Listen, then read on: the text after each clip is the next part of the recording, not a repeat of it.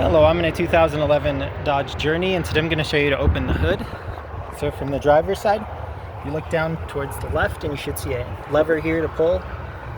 So we'll pull. That pop sound was the safety releasing. If you're having issues with that, you might need to check back behind it, see if there's any cables that aren't attached or loose.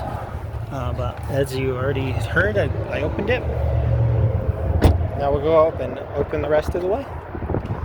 Most vehicles, there's a release lever somewhere towards the middle.